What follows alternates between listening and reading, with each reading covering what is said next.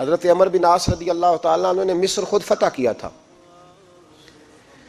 خود فاتح تھے. حضرت عمر نے انہیں گورنر مصر بنا دیا. ان کا بیٹا ایک عام آدمی کے بیٹے کو کہنے لگا چلو اپنا اپنا گھوڑا دوڑاتے ہیں، بھلا کون جیتتا ہے. گھوڑے دوڑے، عام آدمی کا بیٹا جیت گیا. گورنر صاحب کے بیٹے نے درہ اٹھایا اور درہ اٹھا کر کے اس جیتنے والے غریب آدمی کی کمر پہ درے مارے. اس کو جب درے لگے تو بیٹے نے گھر آ کے باپ کو اپنی لہو لوہان کمر دکھائی. باپ کے دل میں بڑی قدر ہوتی ہے اولاد کی. درجے تو لوگ ماں کے بیان کرتے رہتے ہیں، لیکن جتنا باپ پیار کرتا ہے اس کا بھی تقاضا کوئی کر نہیں سکتا. والد نے جب دیکھا نا لہو لوہان ہے گردن، تو والد چیخے، روئے، اور پھر پتہ نہیں اگلے 1.5 منٹ میں اس بچے کے والد کو کیا ہوا، اس نے آنسو پونچھے اور بیٹے کو کہنے لگا میرے گھوڑے کے پیچھے بیٹھ. کہا کدھر جانا ہے؟ فرمانے لگے یہ ظلم کا دور نہیں، یہ عمر کا دور ہے. ہاں ایسی بات ہے کوئی جو مرضی کر جائے؟ بیٹھ میرے گھوڑے پہ. آدھی رات کے وقت پہنچے مدینے اور باہر جا کے وہ آدمی پکارنے لگے، کہنے لگے عمر باہر آؤ، نکلو خوابگاہ سے. جب غریبوں پہ ظلم ہو تو پھر حکمرانوں کو سونے کی اجازت نہیں ہوا کرتی. باہر آؤ. فاروق اعظم آدھی رات کو اٹھ کے آئے. کیا ہوا؟ کہا عمر دیکھ یہ بیٹا جو میں نے اپنے منہ کے نوالے کھلا کھلا کے پالا ہے، ذرا میرے لال کی پشت دیکھ. تیرے دور حکومت میں یہ حال ہوگا. حضرت فاروق اعظم نے کہا جاؤ بلا کے لاؤ فاتح مصر کو. حضرت عمر بن عاص بیٹے سمیت آئے. جناب فاروق اعظم فرمانے لگے مجمع میں کھڑا کر کے، فرمایا کیوں مارا تو نے اس کو؟ گردن جو گئی. فرمایا تو گورنر کا بیٹا تھا اس لیے مارا ہے؟ اس غریب آدمی کے بچے کو کہا درے پکڑ اور گورنر کے بیٹے کو اس کے سامنے مار، اور اتنے مار کے اسے سمجھ آئے.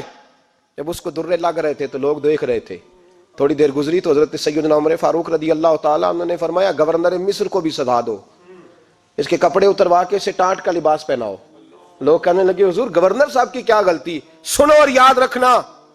حضرت فاروق اعظم کہنے لگے اس بچے کے دل میں بات ڈالی کس نے کہ تو گورنر کا بیٹا ہے؟ کس نے بات ڈالی کہ تو چودھری کا بیٹا اور باقی کمی ہوتے ہیں؟ کس نے سکھایا اسے؟ وہ طاقتیں بھی ہم کچھ لیں گے جو سکھاتی ہیں کہ فلانا بڑا ہے فلانا چھوٹا ہے. فرمایا نا، جب کوئی رسول اللہ کا کلمہ پڑھ لیتے ہیں وہ برابر ہو جایا کرتے ہیں. اس کو کس نے سکھایا؟ کس نے سکھایا اس کو؟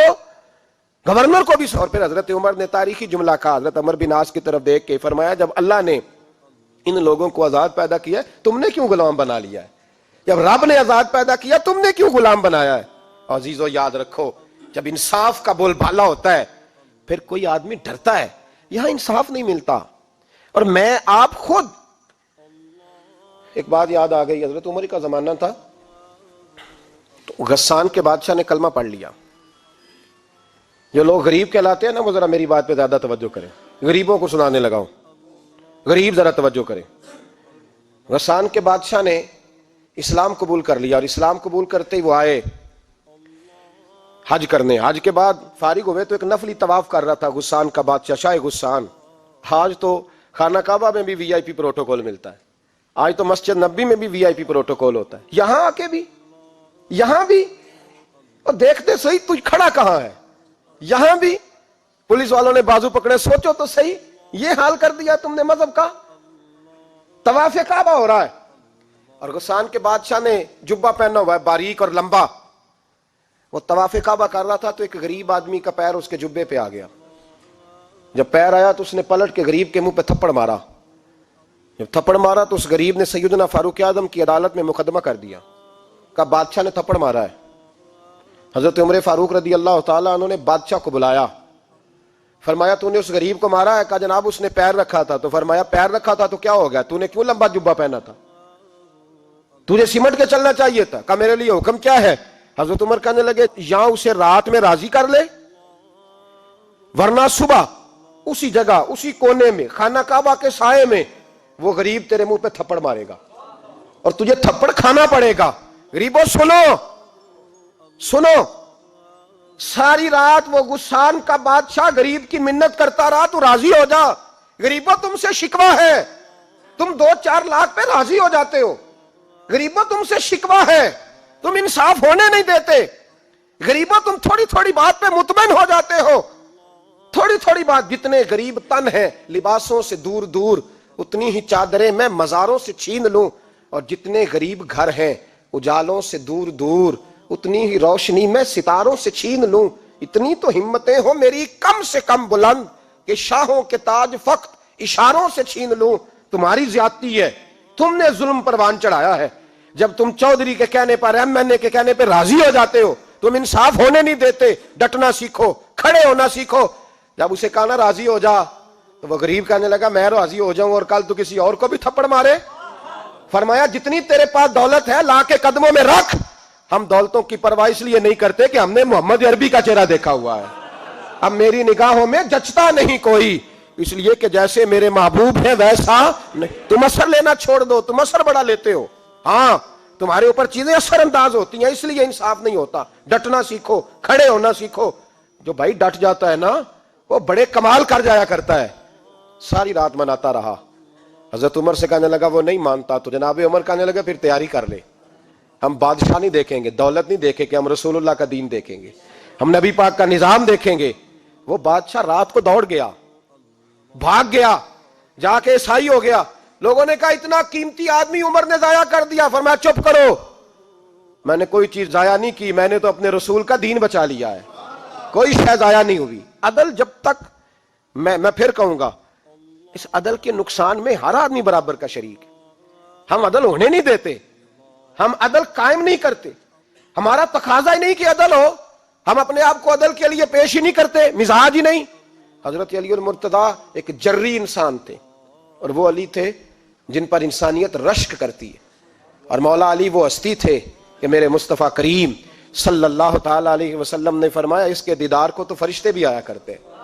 نا بڑا آدمی, اور پھر امیر المومنین خلیفۃ المسلمین حضرت علی. خود مولا علی نے حضرت قاضی شریح کو قاضی بنایا, چیف جسٹس بنایا, اپنے ہاتھوں سے تعیناتی کی. حضرت مولا علی رضی اللہ تعالیٰ عنہ کی زرہ گم ہو گئی. کافی دیر گزر گئی تو ایک یہودی کے پاس وہ زرہ آپ کو نظر آئی. حضرت علی نے ڈائریکٹ اس سے چھین نہیں لیا, حالانکہ امیر المومنین تھے. ہمارے ہاں ڈنڈا بھی بڑا چلتا ہے نا, جو طاقتور ہوتا ہے وہ تو تھانے جاتا ہی نہیں, اس کو ضرورت نہیں, اس نے تو بندے رکھے ہوئے ہیں, اس کو تو پتہ ہے کام کیسے لینا ہے. لیکن حضرت علی نے آئینی رستہ اختیار کیا, قانونی رستہ. قاضی صاحب کی عدالت میں مقدمہ کیا کہ فلاں یہودی کے پاس میری زرہ ہے اور وہ چوری ہو گئی تھی, گر گئی تھی, گم گئی تھی, مجھے دلائی جائے. قاضی صاحب نے بلا لیا یہودی کو, امیر المومنین بھی کٹہرے میں. قاضی صاحب کہنے لگے اس سے کہ زرہ تیری ہے؟ اس نے کہا جی میرے پاس ہے تو میری ہے. قاضی صاحب کہنے لگے حضرت علی سے گواہ آپ کو دینے پڑیں گے کیونکہ مقدمہ آپ نے کیا ہے, اگرچہ وہ امیر المومنین ہے. توجہ ہے بھائیوں کی, سمجھ آ رہی ہے باتوں کی؟ گواہ امیر المومنین آپ نے دینے ہیں کیونکہ مقدمہ آپ نے دائر کیا. تو حضرت علی کہنے لگے میرا بیٹا حسن گواہی دے گا کہ میری ہے, اور میرا غلام کمبر گواہی دے گا. قاضی صاحب کہنے لگے حضور ان کی گواہی درست تو ہے پر میں نہیں تسلیم کرتا, اس لیے کہ بیٹے تو باپ کے حق میں بولا ہی کرتے ہیں, نوکر تو آقاؤں کے حق میں بولتے ہی ہیں. جائیں کوئی غیر جانبدار بندہ لے کے آئیں جو گواہی دے. تو حضرت علی خاموش ہو گئے, کہنے لگے ابھی میرے پاس ایسا کوئی گواہ نہیں. قاضی صاحب کہنے لگے چلیں پھر آپ یہودی کو راضی کریں, آپ نے کیوں بلا وجہ گھسیٹا عدالت میں, راضی کریں, انصاف کا تقاضا ہے. تو حضرت علی قریب گئے, کہنے لگے بھیا ناراض نہ ہونا, زرہ تو میری ہے, ناراض نہ ہونا, میں نے غلط مقدمہ نہیں کیا. وہ علیحدہ بات ہے کہ میرے پاس گواہ نہیں تو میں کوئی بے انصافی نہیں کر سکتا, تو میرے ساتھ چل تجھے کھجوروں کا حلوہ کھلاتا ہوں تاکہ تو راضی ہو جائے. وہ یہودی کہنے لگا میں نے قاضی صاحب کا انصاف دیکھا اور جناب علی کا انصاف کے لیے کھڑا ہونے دیکھا تو میں مولا علی کے قدموں میں بیٹھ گیا. میں نے کہا علی جب تیری یہ شان ہے تو محمد عربی کا کیا مقام ہوگا. میں نے کلمہ پڑھنا شروع کر دیا. دیکھیں نا تقاضا پورا کیا ہے حضرت علی نے. تو وہ کہنے لگا علی تیرے انصاف کے رنگ نے نا, جملہ یاد رکھنا, کہنے لگا یہودی علی تیرے انصاف کے اس رنگ نے میرے دل سے کفر کی میل دور کر دی, تیرے عدل نے میرا کفر توڑ دیا, کفر. لیکن شرط دیکھیں نا, غریب آدمی ابو ایوب انصاری, ماڑے بندے, اب تو پیر اور مولوی بھی گنجائش نہیں نہ دیتا کسی کو بولنے کی. تو سیاست دان تو اللہ ہی کی پناہ, وہ تو پتہ نہیں کس طرح سوتے ہیں رات کو, اللہ ہی جانتا ہے. پتہ نہیں کس طرح اپنے آپ کو مطمئن کر کے وہ زندگیاں گزار رہے ہیں, خدا ہی بہتر جانتا ہے. حضرت عمر فاروق جیسا دلیر اور جرری آدمی جمعہ پڑھانے مسجد میں داخل ہوئے تو جناب ابو ایوب انصاری دروازے پہ کھڑے ہو گئے, کہنے لگے عمر تیرے نوکر نہیں, ٹائم پہ آیا کر, بڑی دیر سے کھڑے ہیں. کیوں دیر سے آیا ہے؟ بڑے جلالی تھے نا حضرت عمر, لیکن وہ جلالی اس وقت تھے جب کوئی ظلم کرتا تھا, اور ذات کے لیے جلالی نہیں تھے. کب وقت پہ آیا کر, کو ملازم نہیں تیرے.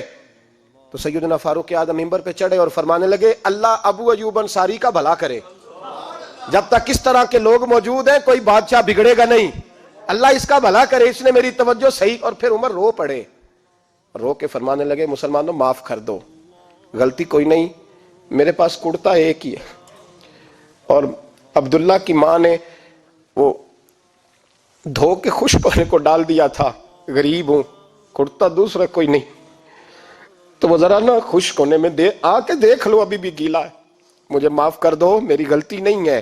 صحابہ درد کے ساتھ رونے لگے اور کہنے لگے اللہ اس طرح کے حکمران ہمیشہ عطا کرتا رہے۔ میرے بھائی تو انصاف کا رنگ تو دیکھ، ان تقاضوں کو سمجھنا۔ یہاں کسی کی جرت ہے بول سکے، طاقت ہے کسی کی، لیکن انہوں نے اپنے آپ کو پیش کیا، سامنے پیش کیا اپنے آپ لوگوں کے سامنے۔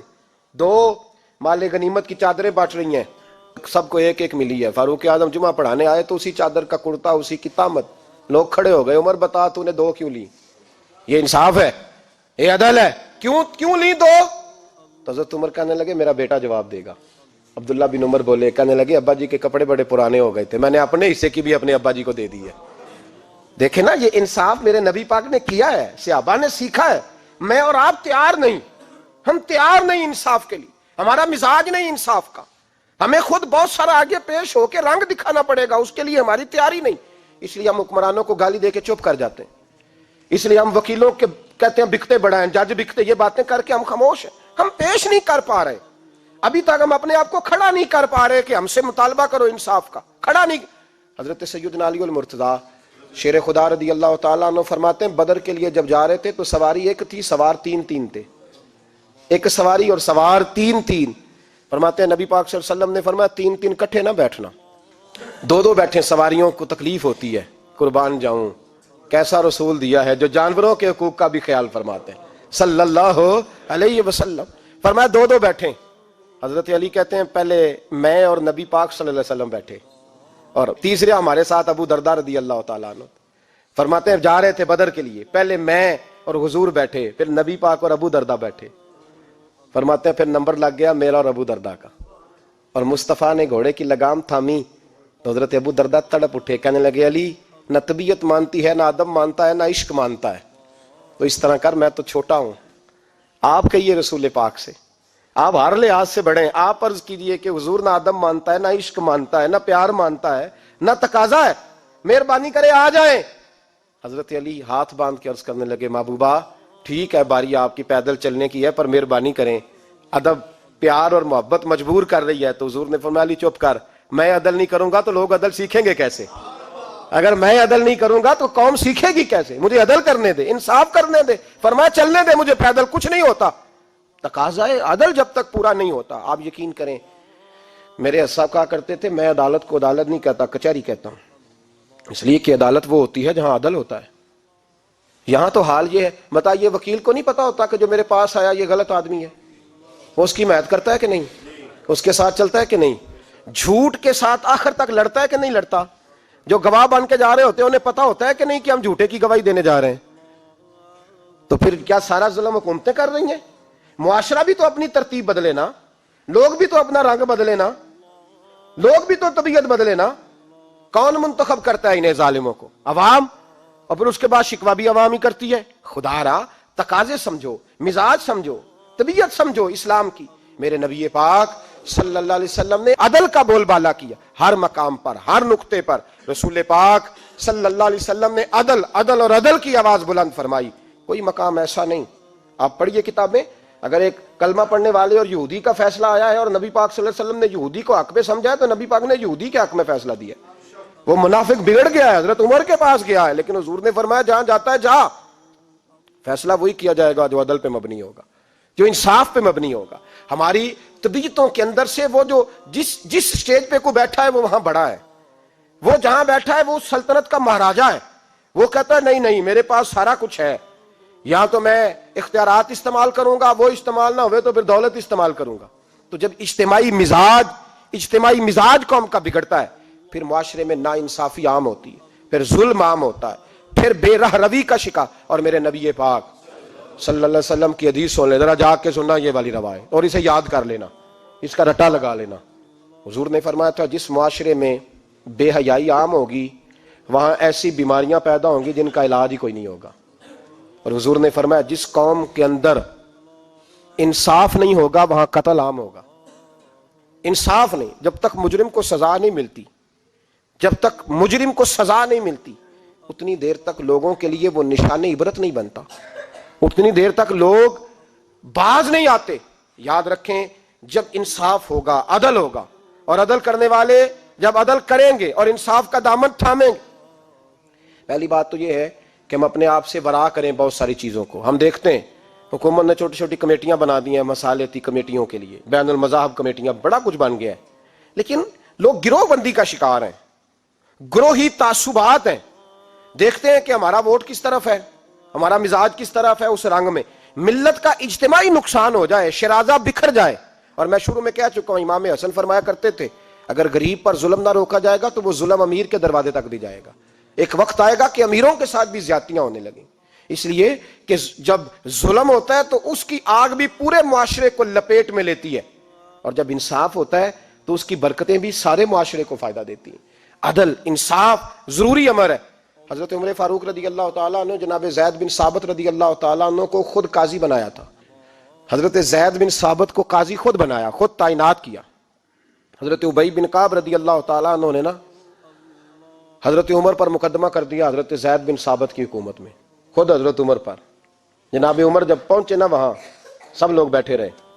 ایک شخص کہنے لگا تم اپنے امیر کے لیے کھڑے نہیں ہوئے، تو زید بن ثابت کہنے لگے چپ کر جا، ان پر مقدمہ ہے، وہ حساب دینے آئے ہیں، امیر المومنین بن کے نہیں آئے.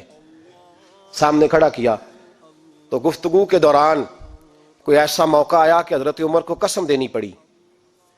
تو حضرت زید بن ثابت حضرت ابی بن کعب سے کہنے لگے یار لحاظ کر، وہ فاروق اعظم ہے، امیر المومنین ہے ہمارے، اور تو ان سے قسم کا مطالبہ کر رہا ہے. حضرت سیدنا فاروق اعظم کی طرفداری میں بات کی نا تو حضرت سیدنا عمر فرمانے لگے زید اس مقدمے کا فیصلہ کر لو اور اس کے بعد میں تمہیں معزول کر دوں گا، تم تو اہلیت ہی نہیں رکھتے. حضور کیا ہوا؟ فرمایا تم نے میری طرفداری کیوں کی، تم نے مجھے امیر المومنین کیوں کہا، تم نے کیوں میرے حق میں بات کی؟ اگر میں اور تو اس طرح کرنے لگیں گے تو امت کو عدل کون دے گا؟ اگر میرا اور تیرا یہ رنگ ہو جائے گا، کیوں تو نے مجھے امیر المومنین کہا؟ اس وقت میں اپنی صفائی دینے آیا ہوں، عمر بن خطاب سے زیادہ میرا کوئی تعارف نہیں ہونا چاہیے، کیوں تم نے یہ لفظ کہے؟ اور فرمایا اگر مجھ پر قسم آئے گی اور جو میرے اوپر لاگو ہوگا مجھے وہ کام کرنے کا تمہیں حکم کرنا چاہیے تھا. یہاں تو حال ہی کوئی نہیں، مزاج ہی کوئی نہیں. ہماری قوم بڑی سمجھدار ہے، حکمران بھی بڑے سمجھدار ہیں. ممتاز حسین قادری رحمۃ اللہ علیہ کو پھانسی ہوئی تو لوگ کہنے لگے مولوی شدائی ہو گئے. فیصلہ تھا عدالت کا تو ماننا چاہیے تھا. ایک فیصلہ ایک پیپلز پارٹی کے سابقہ صدر کے بارے میں بھی عدالت نے دیا تھا، اور پھر آپ کی پارلیمنٹ نے اس فیصلے کو کنڈم کیا، مذمت کی، اور اٹھ کے کہا گیا کہ ہم مذمت کرتے ہیں، فیصلہ غلط تھا. جب حضرت ممتاز قادری کے حق میں فیصلہ آئے تو اس وقت لوگ بولتے ہیں، کہتے ہیں دیکھو جناب عدالت کا فیصلہ ہے اور مولوی کہہ رہے پھانسی نہ دو. اور جب ایک شخص پر، ایک عام آدمی پر فیصلہ آئے اور بڑی عدالت کرے اور وہ چوکوں چوراہوں میں کھڑا ہو کے کہے کہ ہم اس فیصلے کو نہیں مانتے، پھر کوئی آدمی نہیں بولتا. پھر کسی جگہ ہم نے کہا تھا بچ جا، تو رسول اللہ صلی اللہ علیہ وسلم کی ناموس والوں کا لحاظ کر، اللہ رسول تیرا خیال فرمائیں گے. لیکن یہاں عدل اور انصاف کے تقاضے بڑے عجیب ہیں. غریب کے حق میں فیصلہ اور ہے اور امیر کے حق میں فیصلہ اور ہے. چودھری صاحب پہ درخواست آ جائے تو ایس ایچ او صاحب ٹیلی فون کرتے ہیں، چودھری صاحب درخواست آئی ہے تواڈے تو کی کرنا جے، وہ کی کرنا تواڈے تے اپلیکیشن آئی ہے، لینی ہے کہ نہیں؟ اور اگر غریب آدمی بیچارہ ریڑھی والا 4 بیٹیوں کا باپ ہے اور نہ وہ گدھا گاڑی پہ بیچتا ہے فروٹ، تو غلط کراسنگ کی وجہ سے مقدمہ ہو گیا ہے، تو چودھری کو ساتھ لے کے وہ گیا ہے، چونکہ 4 بیٹیاں نا اور کل اس کی ملکیت وہی 5000 تھا جس کا اس نے فروٹ خریدا تھا. چودھری بھی کرسی پہ، ایس ایچ او بھی کرسی پہ، اور غریب آدمی زمین پہ بیٹھا ہے، اور ایک ایک زبان سے 32 گالیاں اسے دی جا رہی ہیں. وہ کہتا ہے چودھری صاحب تہاڈی مہربانی، میں تو شامی گھر جانا ہے تو میری تیاں روٹی کھانی، مہربانی کرو میرا سامان واپس کر دو، مہربانی کرو خدا را میرا سامان دے دو. او یار ظلم یہ ہے کہ یہاں امیر کے لیے قانون اور ہے اور غریب کے لیے قانون اور ہے. اس وقت پھر ظلم ہوتا ہے، پھر زیادتی ہوتی ہے، پھر ملتیں نہیں بنتی، پھر اس سے ڈاکو پروان چڑھتے ہیں. اس سے پھر ظالم پروان چڑھتے ہیں. اپنے آپ کو پیش کرو. یاد رکھو میرے نبی پاک صلی اللہ علیہ وسلم نے فرمایا ظلم قیامت کے اندھیروں میں سے ایک اندھیرا ہوگا. ظالموں کو قیامت کے دن ٹھوکریں لگیں گی, رستہ نہیں ملے گا. اپنے آپ کو پیش کریں. چھوٹی سی بھی زیادتی, چھوٹا سا بھی ظلم نہ ہونے پائے. انصاف کے تقاضے پورے ہونے چاہیے. نبی پاک صلی اللہ تعالی علیہ وسلم نے جو امت ہمیں بنایا ہے تو اس امت میں انصاف کا بول بالا ہے. کوئی آدمی انصاف سے بالا تر نہیں. بہت بڑی بات کرنے لگا ہوں. امام ابو نعیم نے لکھا ہے خود رسول پاک نے اپنی ذات کو انصاف کے لیے پیش کیا. اس بات کو میں جب کبھی سوچتا ہوں نا تو لگتا ہے کہ روح پرواز کر رہی ہے اور پتہ نہیں کہاں کہاں سے ہو آئی ہے. انصاف کا بول بالا ایسے نہیں ہوتا. حضرت فاروق اعظم اور مولا علی اور عثمان غنی اور ابو بکر صدیق اور سیدنا قاضی شریح جیسے لوگ ایسے ہی تیار نہیں ہوتے. ان کے پیچھے جو میرے رسول پاک صلی اللہ علیہ وسلم کا مزاج ہے اس کو سمجھیں, غور کریں. میں جب اس پہلو کو دیکھتا ہوں نا, آپ یقین کریں یہ روایت میں کبھی کبھی پڑھتا ہوں اور کبھی کبھی اس کو بیان کرتا ہوں تو میں کھو جاتا ہوں بہت ساری جگہوں پہ. پتہ نہیں کہاں کہاں کا سفر طے ہو جاتا ہے. حضرت عکاشہ بن محصن رضی اللہ تعالیٰ عنہ فرماتے ہیں کہ نبی پاک صلی اللہ علیہ وسلم کے وصال سے 2-3 دن پہلے کی بات, محبوب پاک صلی اللہ علیہ وسلم نے فرمایا سب لوگوں کو مسجد نبوی میں اکٹھا کرو. اکٹھا کیا. جب کوئی نئی آیت آتی تھی یا کوئی جنگ کی تیاری ہوتی تھی تو لوگ اکٹھے کیے جاتے تھے. سب کو اکٹھا کیا. کہتے ہیں جب حضور کا حجرہ نور کھلا تو 2 آدمی بظاہر حضور کو سہارا دے کے لائے. اتنی بخار اور کمزوری ہے. حضور منبر پہ بیٹھے اور جب نبی پاک بات کرتے ہیں تو ہاتھ مبارک پہ بظاہر راشا ہے, کانپتے ہیں دست اقدس. محبوب نے مجمع پہ نظر ڈالی, فرمایا تمہیں کسی نئے حکم کے لیے نہیں بلایا, بس اللہ نے اپنے ایک بندے کو اجازت دی, چاہے تو دنیا میں رہے اور چاہے تو اس کی بارگاہ میں حاضر ہو جائے. اس بندے نے پردے کا فیصلہ کیا ہے. میں نے تمہارے بیچ وقت گزارا ہے, تمہارے ساتھ رہا ہوں. حضور فرمانے لگے میری زبان سے, میرے قول سے, میرے فعل سے غلاموں کسی کو تکلیف پہنچی ہو تو بدلہ لے سکتا ہے. یہ نہیں فرمایا معاف کر دو, اٹھو اور بدلہ لو. حقیقی جمہوریت تھی نا. حضرت عکاشہ بن محصن پیچھے سے کھڑے ہو گئے, بوڑھے آدمی, کہنے لگے حضور ایک جنگ میں صفیں سیدھی کراتے کراتے میری ننگی پشت پہ درہ مارا تھا آپ نے, بدلہ لینا ہے. عجیب ہی منظر بن گیا مسجد نبی کا. آنسو بہنے لگے, لوگ تڑپنے لگے. محبوب نے فرمایا بلال جاؤ, فاطمہ کے گھر میں درہ پڑا ہے, لے آؤ. حضرت بلال کہتے ہیں سیدہ کے دروازے پہ دستک دی. اماں جی نے کہا کون؟ اماں جی میں غلام بلال ہوں, وہ درہ چاہیے تھا. تو سیدہ کہنے لگی نہ تو جنگ ہے نہ جہاد ہے, حضور نے درہ کیا کرنا ہے, طبیعت مبارک تو علیل ہے. بلال ماجرا کیا ہے؟ حضرت بلال رو پڑے, کہنے لگے ایک صحابی بدلہ لینا چاہتے ہیں. حضرت فاطمہ نے امام حسن اور حسین کو باہر نکالا, درہ دیا. کہنے لگی بلال عکاشہ سے کہنا میرے بیٹوں کے وجود پہ 100 درے مارے. انہوں نے فاطمہ کا دودھ پیا, سی کوئی نہیں کریں گے لیکن حضور تک کوئی نہ جائے, اور میں نے ویسے بھی حضور پر قربان کرنے کے لیے پیدا کیے. سیدنا بلال حبشی رضی اللہ تعالیٰ عنہ فرماتے ہیں میں روتا ہوا درہ لیا, شہزادے لیے, اور میں جب حاضر خدمت ہوا نا حضور کے دروازے پہ داخل ہوا, محبوب پاک صلی اللہ علیہ وسلم نے امام حسن اور حسین کو دیکھا تو حضور رو پڑے, فرمانے لگے انہیں بٹھا دو, مجھے پتا ہے فاطمہ نے کیا کہہ کے بھیجا, بٹھاؤ. شہزادے بیٹھ گئے. میرے محبوب پاک علیہ السلام نے فرمایا عکاشہ کو درہ دو. حضرت عکاشہ کہتے میں درہ لے کے آگے بڑھا تو کسی نے میرا پیر تھاما. جب میں نے نیچے دیکھا تو ابو بکر صدیق تھے. کہنے لگے یار میری کمر پہ مار, حضور کے قریب نہ جانا. نبی پاک نے فرمایا صدیق ہٹ جا یار بیچ میں سے آنے دے. کہتے میں ذرا آگے بڑھا تو مولا علی شیر خدا نے میرا پیر تھاما. عکاشہ نہ کر, میں نے کہا آنے دو. محبوب فرمانے لگے علی ہٹ جاؤ, اسے آنے دو. حضرت علی شیر خدا بھی ہٹ گئے. جناب عکاشہ قریب آئے, کہا حضور ذرا کمر سے کپڑا تو ہٹائیں, میری پشت اس وقت بغیر کپڑے کی تھی. محبوب نے کپڑا ہٹایا اور جناب عکاشہ نے درہ جو اٹھایا تو صحابہ کی چیخیں نکل گئی, رونے لگے اور نہ کرنا یار نہ کرنا. جناب عکاشہ نے درہ دور پھینکا اور حضور کے وجود کو چومنے لگے. کہنے لگے کس نے درہ مارنا تھا, میں تو جاتے جاتے حضور کا بوسہ لے کے اپنے لیے جنت اکٹھی کرنے جا رہا تھا. میرے محبوب پاک صلی اللہ علیہ وسلم نے فرمایا جس نے جنتی دیکھنا ہو میرا عکاشہ دیکھے. امت کو درس دیا, امت کو درس دیا. پیش کر اپنے آپ کو انصاف کے لیے, آگے بڑھ, پیش کر اپنے آپ کو انصاف کے لیے اور کھڑا ہو جا عدل کے لیے. ان اللہ یأمر بالعدل والاحسان, اللہ تمہیں حکم دیتا ہے عدل کا.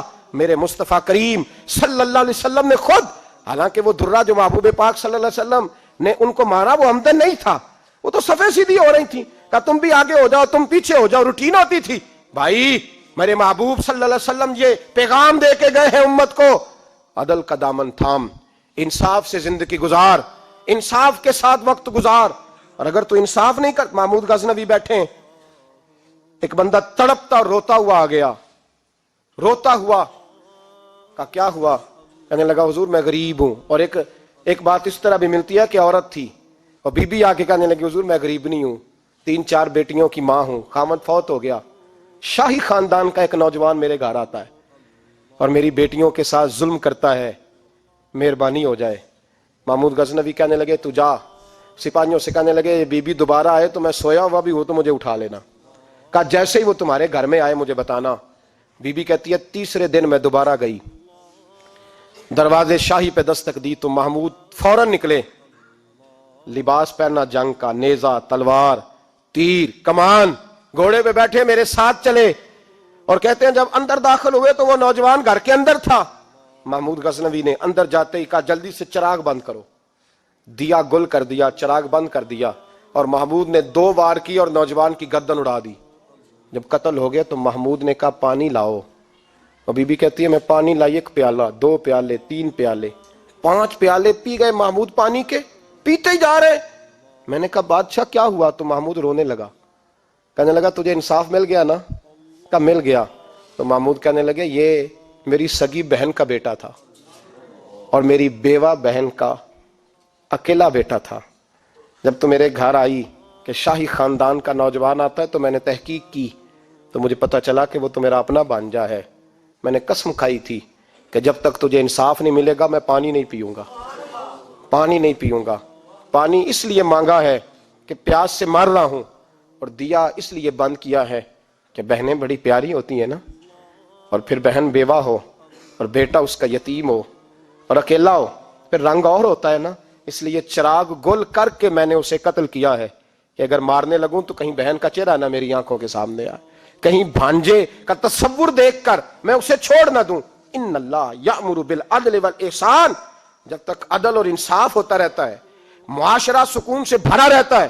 یاد رکھو جس معاشرے میں عدل نہیں ہوتا، جس معاشرے میں انصاف نہیں ہوتا، جس معاشرے کے اندر لوگ اپنے آپ کو بالا تر سمجھنے لگتے ہیں، جس معاشرے کے اندر ہمارا تو یہ حال ہے کہ باہر سے آ کر ہمارا دشمن حملہ کر کے لوٹ جاتا ہے، ہمیں پتہ ہی نہیں چلتا، بس ٹھیک ہے مار گئے چھٹی ہو گئی۔ جس معاشرے کی بے حسی کا یہ عالم ہو کہ درجنوں لوگ قتل ہوں، اور میں دکھ سے یہ باتیں کرتا ہوں، دکھ سے۔ ایک دن نا اخبار پہ 4 قتلوں کی خبر بھی لگی ہوئی تھی اور ایک سیاستدان کی ممکنہ شادی کی خبر بھی لگی ہوئی تھی۔ کلیجہ پھٹتا ہے بات کرتے۔ وہ خبر اتنی چھوٹی سی تھی کہ آج ضلع لاہور میں 4 لوگ قتل ہو گئے، وہ خبر اتنی چھوٹی تھی، اور ایک سیاستدان نئی مداری کرنے لگا ہے، اس کی خبر بڑی تھی۔ اور قوم وہ ٹھیک ہے، پڑھنے والا بھی ایسا ہی ہے، میری طرح کے لوگ، انہوں نے وہ کہا وہ قتل تو روز ہوتے رہتے ہیں، یہ عام سے لوگ ہیں، غریب لوگ، یہ گاجر مولی ہیں، کوئی برج نہیں، کٹ گئے تو یہ شادی کی خبر بڑی ہے، اس پہ تبصرہ ہونا چاہیے۔ اسی وقت پھٹے آباد ہو جاتے ہیں، چونک آباد ہو جاتے ہیں، بحث شروع ہو جائے، 4 آدمی قتل ہو گئے، ٹھیک ہے معاذ اللہ، مسئلہ ہی کوئی نہیں۔ اتنی بے حسی، اس قدر زیادہ سفاکیت، اور قومی میڈیا مداری گروہ کی خبریں بڑی دیتا ہے، اور جو بیچارے قتل ہو گئے سر راہ، جن کی رپٹ بھی پتہ نہیں کب درج ہوگی اور جن کے بارے میں پہلی کاروائی کا آغاز بھی پتہ نہیں کب ہوگا، ان کی خبریں چھوٹی ہیں۔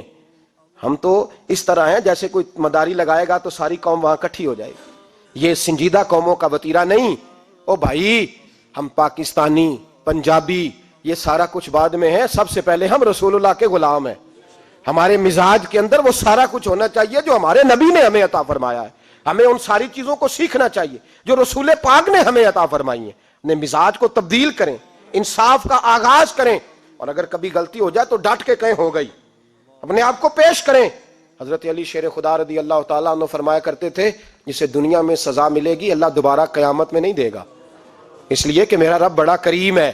آپ فرمایا کرتے تھے وہ بڑے قیمتی لوگ ہیں جو دنیا میں سزا لیتے ہیں لیکن آخرت کی سزا سے بچ جایا کرتے ہیں۔ یہاں اگر اپنے آپ کو پیش کر لیا جائے، یہاں اگر انسان اپنے آپ کا محاسبہ کر لے، اس جگہ عدل قائم کر لے، صبح قیامت اس کے لیے آسانی ہو جائے۔ غریب سے لے کر امیر تک جو جس جگہ بیٹھا ہے، جس منصب پہ بیٹھا ہے، اسے تقاضا عدل قائم کرنا چاہیے۔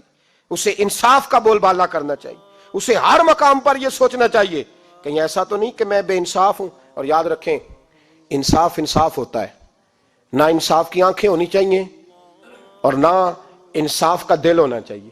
وہ دیکھے نہ کہ سامنے کون ہے، اور اس کا دل اگر دھڑکے تو صرف انصاف کے لیے دھڑکے، کسی اور کے لیے دھڑکنا نہیں چاہیے۔ اسے بالکل فیصلہ کرنا چاہیے، جو بھی سامنے آئے اسے فیصلہ کرنا چاہیے۔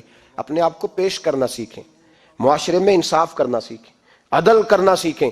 ہمارے ہاں انفرادی سطح پہ جب شروع ہوگا یہ کام، انفرادی سطح پہ، پھر وہ اجتماعی، آپ یقین کریں لوگ گفتگو کی حد تک بھی انصاف نہیں کرتے۔ کوئی آدمی اگر صحیح کہہ رہا ہے نا بات، لیکن ہمارے مفادات کو ٹھیس پہنچ رہی ہے تو اس کی مخالفت کرنا ہم ضروری سمجھتے ہیں، کہتے ہیں بات صحیح کر رہا ہے، پر چونکہ میرے مفادات کی نہیں، لہذا میں اس کو اس بات میں آگے بڑھنے کی اجازت نہیں دوں گا۔ 2-4 دن پہلے ایک صاحب مجھے سمجھانے لگے، کہنے لگے معاملات تھوڑے آگے بڑھ رہے ہیں، اب تو چیزیں بڑی ساری صحیح ہو گئی ہیں، علماء کو نرمی کرنی چاہیے۔ اور میں نے کہا کس بات کی نرمی؟ ہماری آواز تو اتنی مؤثر ہے ہی نہیں، ہم نے تو کبھی دعویٰ ہی نہیں کیا کہ ہماری وجہ سے بڑا انقلاب آ رہا ہے۔ اگر کونوں میں بیٹھ کے مسجدوں میں رسول اللہ کے نام کی دعائی دیتے تو اتنا تو موقع دو نا ہمیں، کم از کم اتنا تو کرنے دو۔ اور وگرنہ اگر ہم سے پوچھو تو مرحوم کہہ گئے تھے جتنے غریب گھر ہیں اجالوں سے دور دور، اتنی ہی روشنی میں چراغوں سے چھین لوں، اور جتنے غریب تن ہیں لباسوں سے بے نیاز، اتنی ہی چادریں میں مزاروں سے چھین لوں۔ اتنی تو ہمتیں ہوں میری کم سے کم بلند کہ شاہوں کے تاج فقط اشاروں سے چھین لوں۔ عدل رہے گا تو امن رہے گا، عدل رہے گا تو سکون رہے گا، عدل رہے گا تو معاشرہ بنے گا، اور انسان رہیں گے۔ اور اگر بے انصافی ہوگی تو بھیڑیے پلیں گے، درندے پلیں گے۔ یاد رکھنا انسانوں کی بستی اس وقت تک قائم رہتی ہے جب تک اس میں انصاف رہتا ہے، اور جب انصاف رخصت ہوتا ہے پھر بھیڑیوں کا راج ہوتا ہے۔ اگر چاہتے ہو کہ دنیا میں انسان رہے پھر انصاف کرنا پڑے گا، اور اگر بھیڑیوں کو موقع دینا ہے تو ٹھیک ہے، پھر کسی طرف نہ دیکھیں، اپنے آپ کو سجائیں سواریں، دل کو روشن کریں، ادھر بڑھیں جدھر انصاف زیادہ ہے۔ اللہ اپنے محبوب کی سچی غلامی عطا فرمائے۔ آخر دعوانا الحمدللہ۔